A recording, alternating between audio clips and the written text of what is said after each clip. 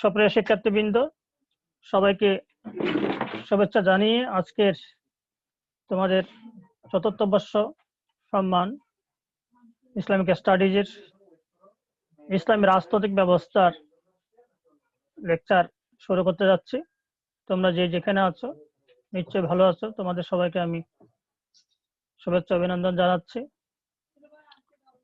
আর আহ্বান করছি এই করোনার সময় সুস্থ থাকার চেষ্টা করার জন্য আর ভালো থাকার চেষ্টা করবে, এই আশাবাদ ব্যক্ত করে আমি আজকের ক্লাস শুরু করতে যাচ্ছি। ইসলামী রাজনৈতিক ব্যবস্থা 24/18/07। আজকের আলোচ্য বিষয় হচ্ছে রাষ্ট্রপ্রধানের অধিকার, দায়িত্ব ও কর্তব্য। আমি মোহাম্মদ জাকির হোসেন, সহকারী অধ্যাপক, আরবি ইসলামিক স্টাডিজ বিভাগ, চট্টগ্রাম কলেজ, চট্টগ্রাম। আজকের আলোচনা থেকে যে বিষয়গুলো তোমরা শিখতে পারবে আমি সেগুলোতে আলোকপাত করতে যাচ্ছি। আজকের আলোচনা থেকে তোমরা ইসলামী রাষ্ট্রের রাষ্ট্রপ্রধানের অধিকার সম্পর্কে জানতে পারবে, ইসলামী রাষ্ট্রের রাষ্ট্রপ্রধানের দায়িত্ব কর্তব্য সম্পর্কে জানতে পারবে। এখানে ইসলামী রাষ্ট্রের রাষ্ট্রপ্রধানের অধিকার সম্পর্কে তোমাদেরকে উপস্থাপন করছি। তোমরা জানো ইসলামী রাষ্ট্রের একজন রাষ্ট্রপ্রধান হওয়ার যে যোগ্যতা, এগুলো আমি গত ক্লাসে আলোচনা করেছি। সেখানে যে তার যে যোগ্যতা দরকার, সেই যোগ্যতার মধ্যে তাকে মুসলমান হতে হবে, পুরুষ হতে হবে, জন্মগত পবিত্রতা থাকা লাগবে, ইসলামী রাষ্ট্রের নাগরিক হতে হবে, স্বাধীন হতে হবে। এভাবে তার অনেকগুলো যোগ্যতা আছে। নৈতিক মানবিক যোগ্যতা আছে, তাকওয়াবান হতে হবে, জ্ঞান সম্পর্ক, তাকে পাগল হওয়া চলবে না। তেমনি সেরকম যোগ্যতার পাশাপাশি ইসলামী রাষ্ট্র তার কিছু অধিকার দিয়েছে, আমরা সেগুলো নিয়ে কথা বলবো। সূরা নিসায় আল্লাহ পাক ঘোষণা করেছেন, বিসমিল্লাহির রহমানির রহিম, ইয়া আইয়ুহাল্লাযীনা আমানু আতিউল্লাহ ওয়া আতিউর রাসূল ওয়া উলিল আমরি মিনকুম। ঈমানদারদেরকে আল্লাহ পাক স্মরণ করে দিচ্ছেন, হে মুমিনগণ, তোমরা আল্লাহর আনুগত্য করো, আল্লাহ রাসূলের আনুগত্য করো, এবং যারা তোমাদের মধ্যে নেতৃত্বশীল নেতা রয়েছেন তাদের তোমরা আনুগত্য করো। এভাবেই ইসলামী রাষ্ট্রের রাষ্ট্রপ্রধান আনুগত্যের কথা আছে। রাসূলুল্লাহ সাল্লাল্লাহু আলাইহি ওয়াসাল্লাম নিজে বলেছেন, পাপ কাজে আনুগত্যের দায়িত্ব নেই, জেনে রাখো কেবল সৎ কাজের ক্ষেত্রে আনুগত্য। সুতরাং রাষ্ট্রপ্রধান যদি কোনো পাপ করে, অন্যায় করে, আমরা সেটা সমর্থন করব না, তেমনি তার ভালো কাজের অংশীদার আমরা হব। মুসলিম জাতির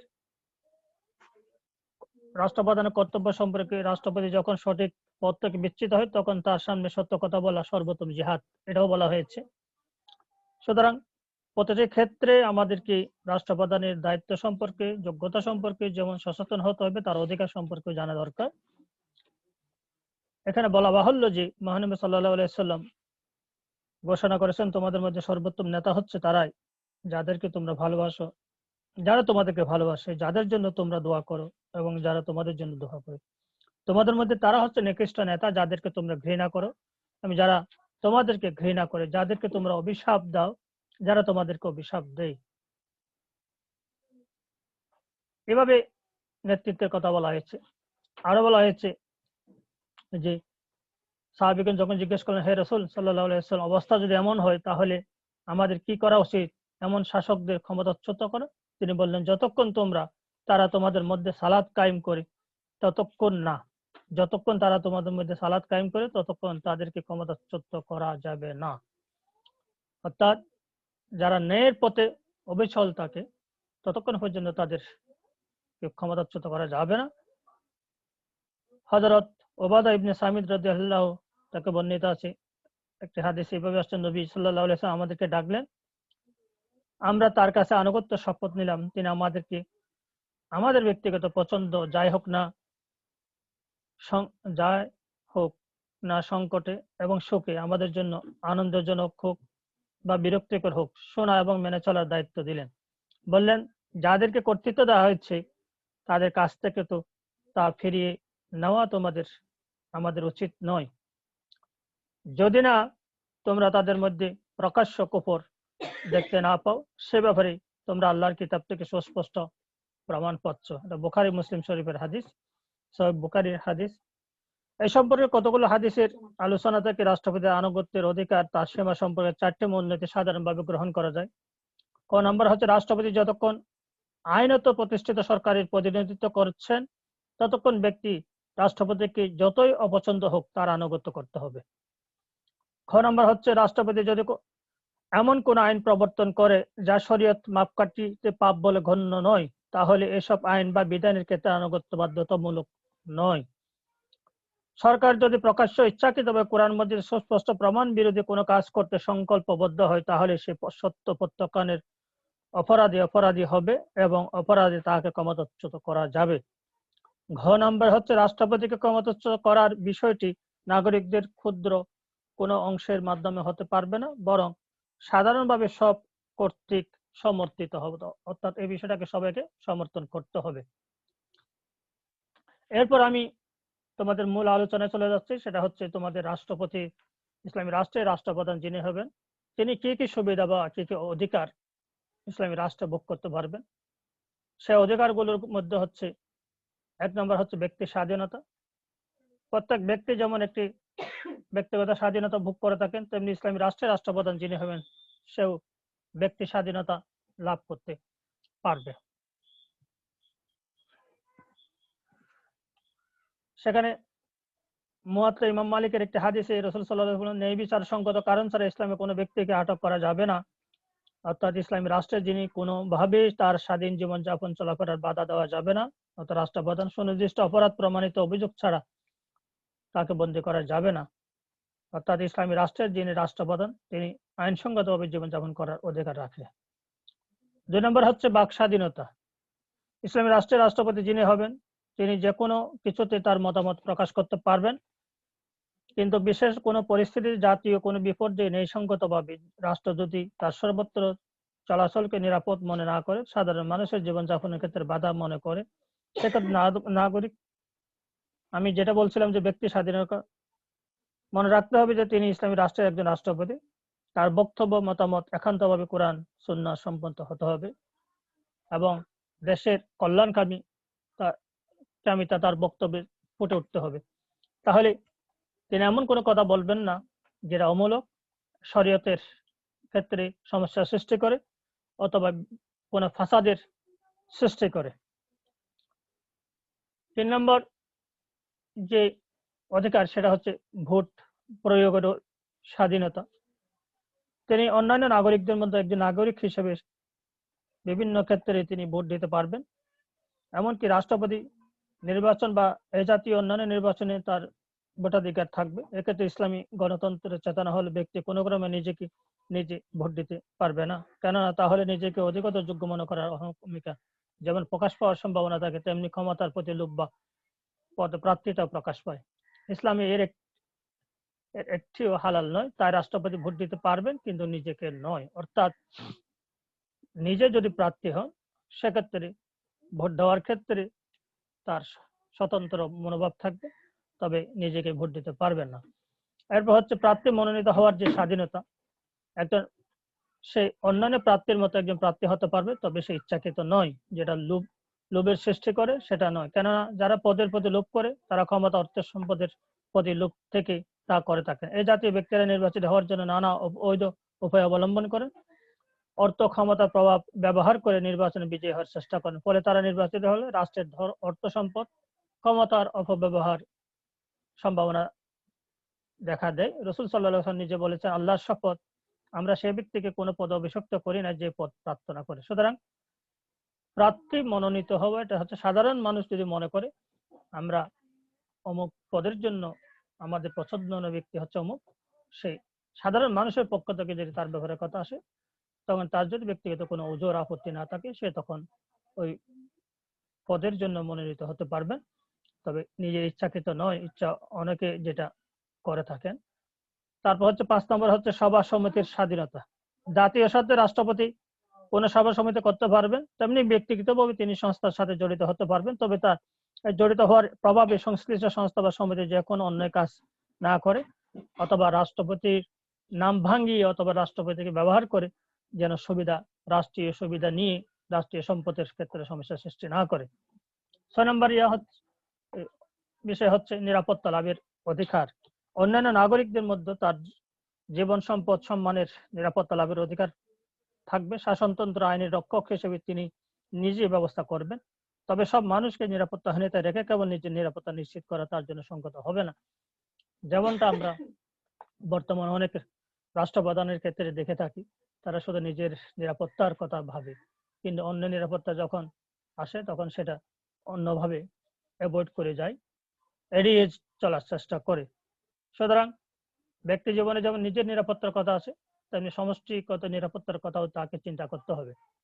7 নম্বর হচ্ছে যে পারিবারিক জীবনযাপনের অধিকার। একজন রাষ্ট্রপতি তার ব্যক্তিগত এবং পারিবারিক জীবনযাপন লাভ করতে পারবেন, বিয়ে করতে পারবেন, তার পরিবারের সন্তানদের প্রতি, স্বামী স্ত্রীদের প্রতি দায়িত্ব কর্তব্য পালন করার ক্ষেত্রে তার অধিকার রয়েছে।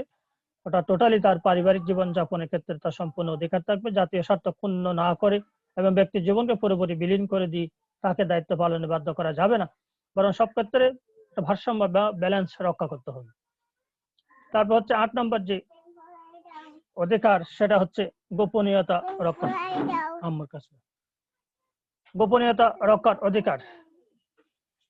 তার বিভিন্ন বিষয়ে পারিবারিক ব্যক্তিগত জীবনে গোপনীয়তা রক্ষার অধিকার থাকবে। রাষ্ট্রপতি হওয়ার কারণে তার কোনো ব্যক্তিগত বা পারিবারিক জীবন থাকতে পারবে না এমন নয়, তবে এর বাইরে রাষ্ট্র বা জাতীয় জীবনের জন্য ক্ষতিকর কোনো গোপনীয় বিষয় তিনি লালন করবেন না বা জাতীয় গোপন কাজের সঙ্গে জড়িত হবেন না।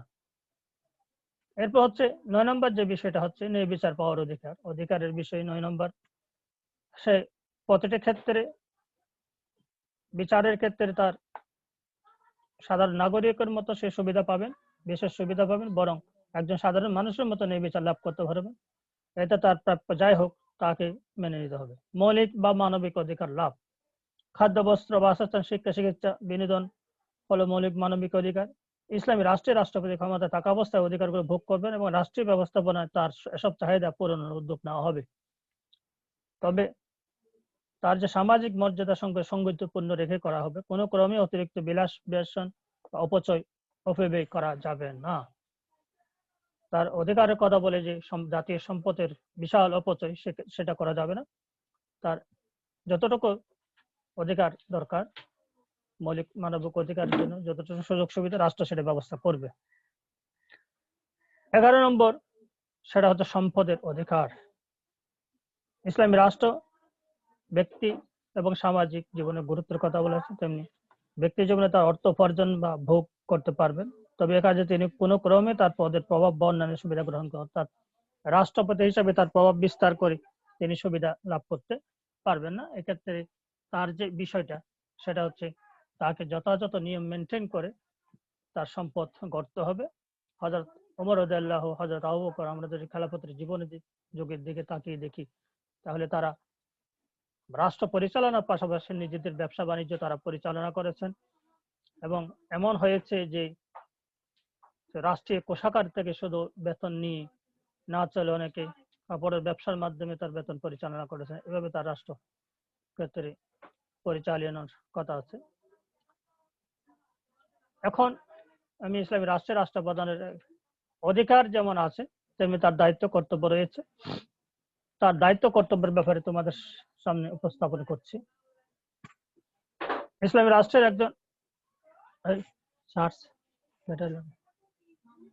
ইসলামী রাষ্ট্রের একজন যিনি রাষ্ট্রপতি হবেন সে যেমন অধিকার, তার যেমন অধিকার রয়েছে, তেমনি তার এখন চার্জ আসছে, এর আগে এতক্ষণ চার্জ ছিল না, তার তেমনি কর্তব্য রয়েছে। অধিকার এবং কর্তব্য দুটোটা পাশাপাশি। আমরা এখন ইসলামী রাষ্ট্রের রাষ্ট্রপ্রধানের দায়িত্ব কর্তব্য নিয়ে কথা বলছি। 1 নম্বর যে বিষয়টা সেটা হচ্ছে যে এখানে ইসলামী রাষ্ট্রের যে রাষ্ট্রপ্রধানের দায়িত্ব কর্তব্যের ব্যাপারে রাসূল সাল্লাল্লাহু আলাইহি ওয়াসাল্লাম বলেছেন আর ইমাম বা রাষ্ট্রনায়ক যিনি সাধারণ মানুষের উপর দায়িত্বশীল, তিনি তার প্রজাদের উপর দায়িত্ব পালন সম্পর্কে জিজ্ঞাসিত হবেন, অর্থাৎ আল্লাহ পাক তাকে তার প্রতিটা মুহূর্তের জন্য জবাবদিহি করতে হবে। ইসলামী রাষ্ট্রের রাষ্ট্রপ্রধানের দায়িত্ব 1 নম্বর হচ্ছে ইসলামী শরীয়ত অনুযায়ী রাষ্ট্র পরিচালনা করা। ইসলামী রাষ্ট্র আল কোরআন এবং সুন্নাহর নির্দেশ অনুসরণ করে রাষ্ট্র পরিচালনা করবেন। রাসূলুল্লাহ সাল্লাল্লাহু আলাইহি ওয়াসাল্লাম যে আদর্শ নীতির শাসন পরিচালনা করেছেন, সেই আদর্শ নীতির অনুশীলন করে ইসলামী রাষ্ট্রের রাষ্ট্রপ্রধানের কর্তব্য। রাসূল সাল্লাল্লাহু আলাইহি ওয়াসাল্লামের পরবর্তী সময় সাহাবারা যেভাবে রাষ্ট্র পরিচালনা করেছেন, তিনিও সেভাবে রাষ্ট্র পরিচালনা করবেন। এটাই ইসলামী রাষ্ট্রের রাষ্ট্রপ্রধানের দায়িত্ব কর্তব্যের মধ্যে প্রধান দায়িত্ব কর্তব্য, অর্থাৎ তাকে শরিয়ার বাইরে গিয়ে ইচ্ছা মতো কিছু করা যাবে না, তিনি শরিয়তের ভিত্তিতে রাষ্ট্র পরিচালনা করবেন। 2 নম্বর যে বিষয়টা হচ্ছে ইসলামের মৌলিক ইবাদত সমূহ প্রবর্তন। এখানে ইসলামের মৌলিক ইবাদত সেটা হচ্ছে নামাজ, রোজা, হজ, যাকাতের কথা বলা হচ্ছে। ইসলামী রাষ্ট্রের যিনি রাষ্ট্রপ্রধান, তার মৌলিক মুসলিম নাগরিকদের জন্য মৌলিক ইবাদত আদায়ের জন্য সুষ্ঠু ব্যবস্থা করবেন। প্রয়োজনীয় ব্যবস্থা করার পরেই সবাই যেন ইবাদত করে তা নিশ্চিত করবেন। এক্ষেত্রে কেউ প্রকাশ্যে অবহেলা প্রদর্শন করলে তার বিরুদ্ধে শাস্তিমূলক ব্যবস্থা নেবেন। কেননা মৌলিক ইবাদত সমূহ প্রতিষ্ঠা করা অনিবার্য রাষ্ট্রীয় দায়িত্ব। এই প্রসঙ্গে আল্লাহ তাআলা বলেছেন, যারা আল্লাহর দ্বীনকে সাহায্য করে, আমি যদি তাদেরকে পৃথিবীতে প্রতিষ্ঠিত করি, তাহলে তারা সালাত কায়েম করবে, যাকাত আদায় করবে, সৎ কাজের আদেশ দিবে এবং মন্দ কাজ থেকে বিরত রাখবে। আর সব রাষ্ট্রপ্রধানের দিন দায়িত্ব হিসেবে আর সব কাজের প্রতিদিন নিশ্চয় আল্লাহর অধিকারে থাকে।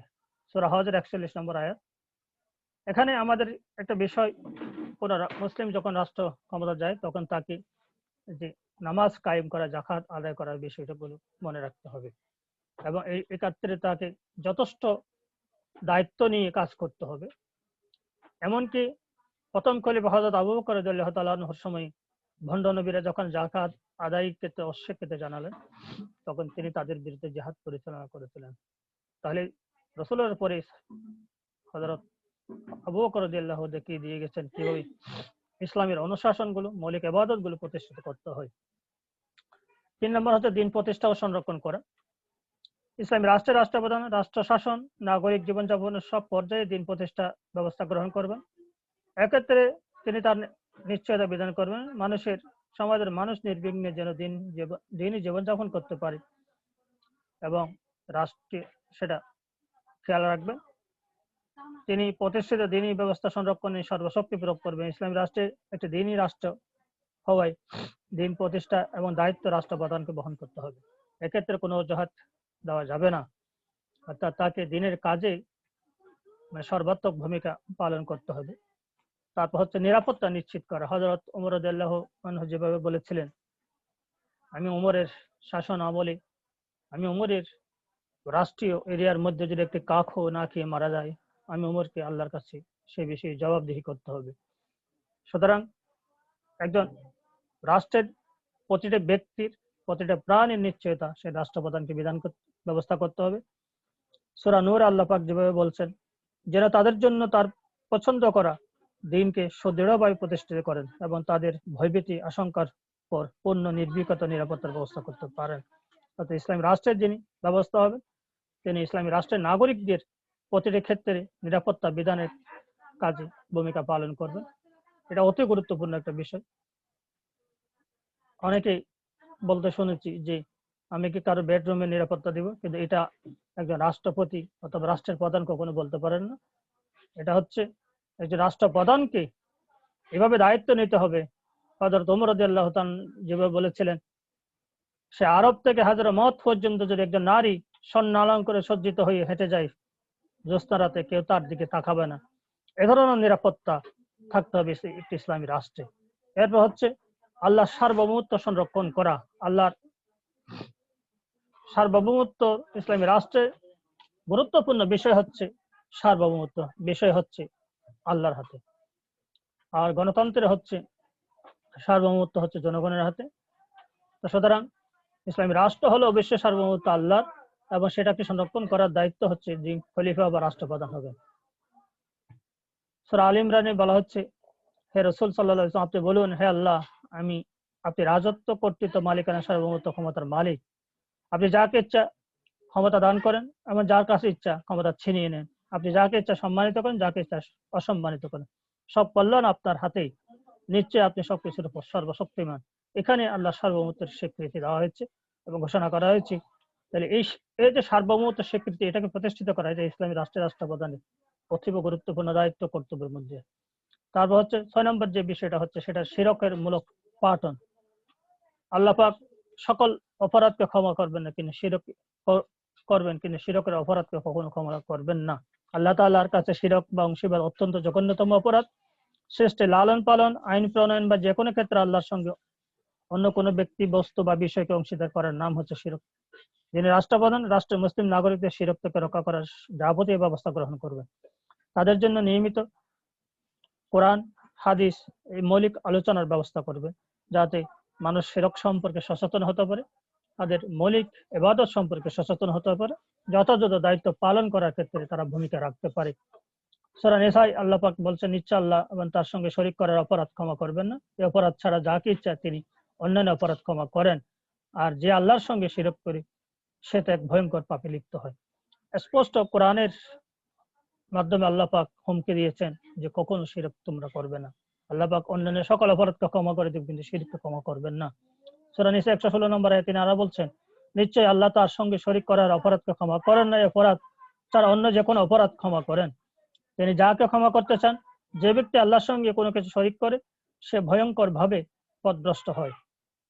7 নম্বর যে বিষয়টা ইসলামী সমাজ প্রতিষ্ঠা, ইসলামী দিন প্রতিষ্ঠা, শিরকের মূলোৎপাটন।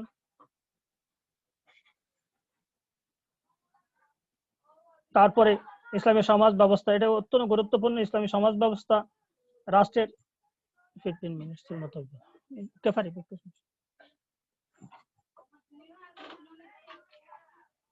ইসলামী রাষ্ট্রের যে সমাজ প্রতিষ্ঠা একটা অতি গুরুত্বপূর্ণ প্রশ্ন জম গিয়ে যাবে, আবার হারিয়ে যাবে আমার সমাজ ব্যবস্থা এত পারিবে হাজ করতে পারে না। সমাজ ব্যবস্থা ক্ষেত্রে যে ইসলামী সমাজ প্রতিষ্ঠা করা অতি গুরুত্বপূর্ণ। সমাজের নিয়ম কানুন, আদর্শ, বিধিবিধান, রীতি পদ্ধতি, অনুশাসন সমাজকে কাজে লাগিয়ে তিনি সে কাজ করবেন। তিনি নির্বিবাদে যে কোনো অপরাধকে মূলোৎপাটন করে একটি সুন্দর শান্তিপূর্ণ সমাজ প্রতিষ্ঠা করবেন। এটা হচ্ছে তার অত্যন্ত গুরুত্বপূর্ণ কর্তব্য। সুবিচার প্রতিষ্ঠা, বিবাদ মীমাংসা করা। ইসলামী রাষ্ট্রের সুবিচার প্রতিষ্ঠা করা খুবই গুরুত্বপূর্ণ বিষয়। যেমন ইসলামী রাষ্ট্রে একজন নাগরিক হিসেবে, একজন রাষ্ট্রপ্রধান হিসেবে তাকে প্রত্যেকটি নাগরিকের ন্যায়বিচার বা সুবিচার প্রতিষ্ঠা করতে হবে এবং বিবাদ মীমাংসা করে কোরআন এবং হাদিসের দেওয়া বিধান অনুসারে তাকে বাস্তবায়ন করতে হবে। সূরা মাইদা বলা হয়েছে, আর যদি তাদের মধ্যে বিচার ফায়সালা করা হয় তাহলে সেটার জন্য এই বিচার ভাবে করে। নিশ্চয় আল্লাহ এই বিচারকদের ভালোবাসেন।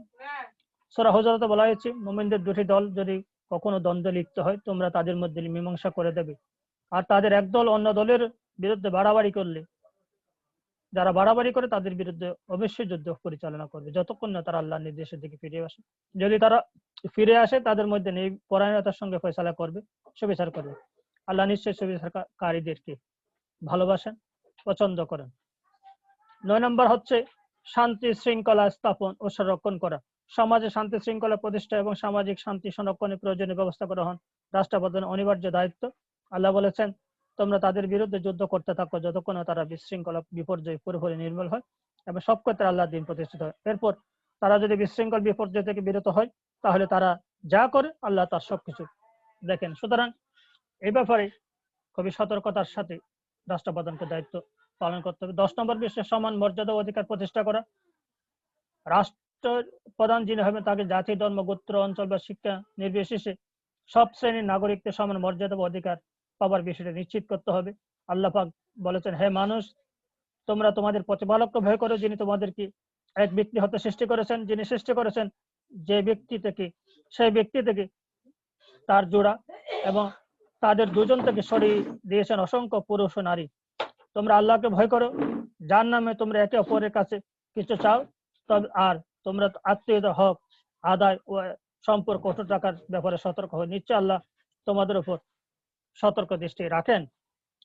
রাসূল সাল্লাল্লাহু আলাইহি ওয়াসাল্লাম বলেছেন, কোন আরবের উপর আরবের কোনো শ্রেষ্ঠত্ব নেই, বরং তোমরা সবাই আদম সন্তান, আর আদম মাটি থেকে তৈরি। সুতরাং এইভাবে নিয়ে বিচার করা সমাজে সমান মর্যাদার কথা আছে।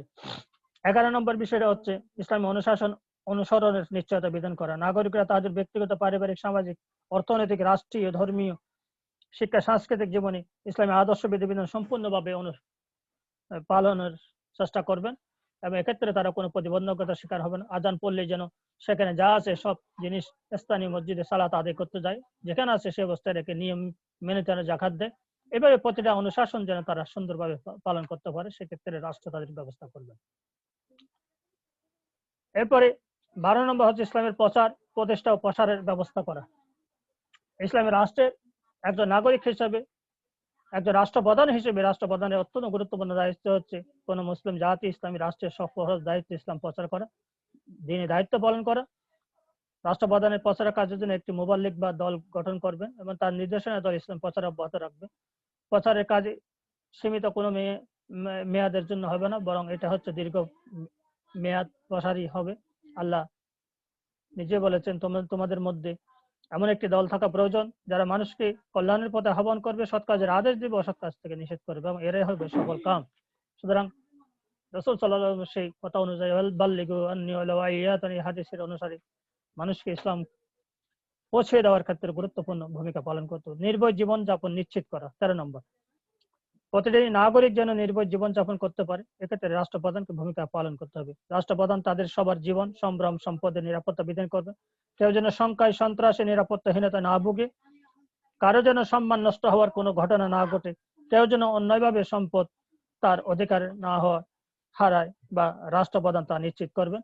কেউ ধর্ষিত হবে না, কেউ জুলুমের শিকার হবে না, কেউ তার সম্পত্তি হারা হবে না, এটা রাষ্ট্রপ্রধানকে নিশ্চিত করতে হবে। নির্বিচার সঙ্গত কারণ ছাড়া ইসলামে কোনো ব্যক্তিকে আটক করা যাবে না, এ বিষয়ে সতর্ক থাকতে হবে। 14 নম্বর হচ্ছে মৌলিক অধিকার পূরণ করা।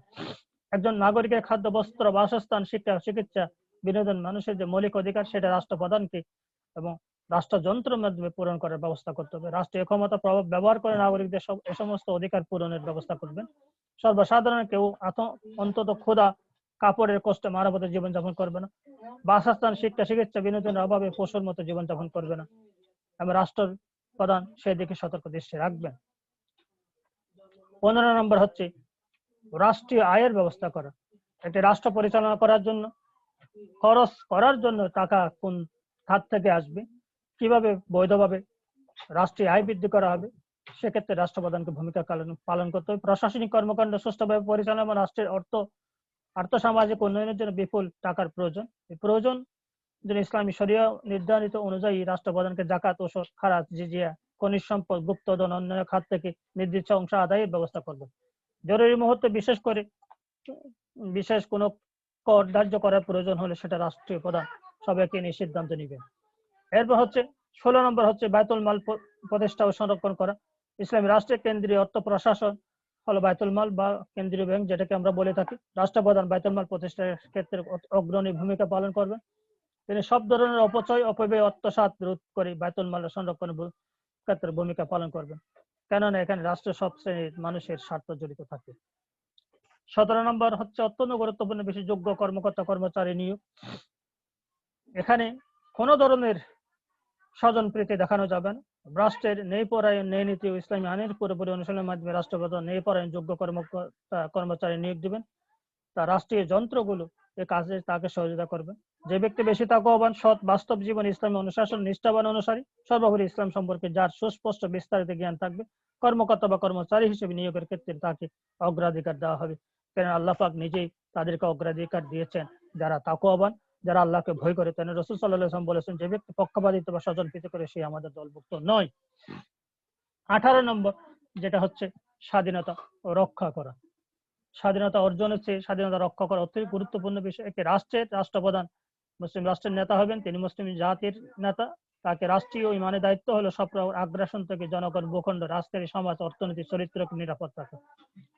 কেননা প্রকৃত মানুষের মুমিনের জীবনযাপন করার জন্য সম্ভব জীবনযাপন খুব গুরুত্বপূর্ণ। পরাধীন দেশে ইসলামী হুকুম মেনে চলা সম্ভব নয়, তাই ইসলামী রাষ্ট্রে স্বাধীনতার ব্যাপারে তাকে অত্যন্ত সতর্ক থাকতে হবে। রাসূল সাল্লাল্লাহু আলাইহি ওয়াসাল্লাম বলেছেন, আল্লাহ রাস্তায় এক রাত পাহারা দেওয়া আকাশ ও পৃথিবীর মধ্যে যা কিছু আছে তার চেয়ে উত্তম। 19 নম্বর হচ্ছে সৎ কাজের আদেশ দেওয়া, অসৎ কাজ নিষেধ করে। ইসলামী রাষ্ট্রে যিনি রাষ্ট্রপ্রধান হবেন তার যে মৌলিক দায়িত্ব তার মধ্যে অত্যন্ত গুরুত্বপূর্ণ দায়িত্ব হচ্ছে আল্লাযীনা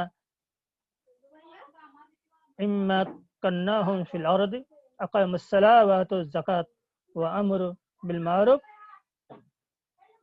ওয়া নাহরি আনিল মুনকার ওয়ালিল্লাহি আকিবাতুল উমুর। অর্থাৎ আমি যদি কাউকে, আল্লাহ পাক নিজে বলেছেন, পৃথিবীতে ক্ষমতা দান করি, প্রতিষ্ঠিত করে, সে প্রথম যে কাজ সালাত কায়েম করবে, যাকাত আদায় করবে, তারপর যে কাজটি করবে সৎ কাজের আদেশ, মন্দ কাজ থেকে বিরত রাখবে, এবং এসব কাজে প্রতিদান নিশ্চয় আল্লাহ পাক দেবেন। সুতরাং সৎ কাজের আদেশ, অসৎ কাজের নিষেধ এটা অতি গুরুত্বপূর্ণ, তাকে স্পষ্টভাবে এই কাজ দায়িত্বের সাথে পালন করতে হবে। নাগরিকের অধিকার প্রতিষ্ঠা ও সংরক্ষণ করে 20 নম্বর। প্রতিটি নাগরিকের দখলই সত্য, জবরদখল, বেআইনি দখল করা যাবে না। উদ্ধার করা এবং যেন তাদেরকে নিজ দখলের উপর স্বীয় কর্তৃত্ব প্রয়োগ করা।